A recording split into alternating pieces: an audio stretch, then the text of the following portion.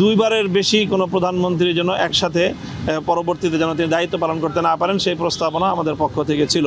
এছাড়া দেশের কোনো নীতিমালা আইন প্রণয়নের ক্ষেত্রে ইসলাম বিরোধী কোনো নীতি আইন যেন প্রণয়ন না হয়, সেই বিষয়ে আমরা প্রস্তাবনা এবং দাবি জানিয়েছি।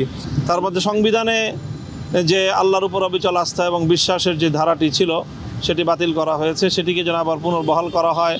সরকারের প্রধান উপদেষ্টা জনাব ডক্টর মোহাম্মদ ইউনূস সহ সরকারের পক্ষ থেকে আমন্ত্রিত হয়ে মূলত হেফাজতে ইসলামের সংশ্লিষ্ট রাজনৈতিক দলগুলো, বাংলাদেশ খেলাফত মজলিস, জমিয়ত উলামা ইসলাম, নেজামে ইসলাম, খেলাফত আন্দোলন সহ আমরা এখানে আহত হয়েছিলাম। আন্তরিক 5-6টা দল, সবগুলো দলের নাম আমি বললাম আমি।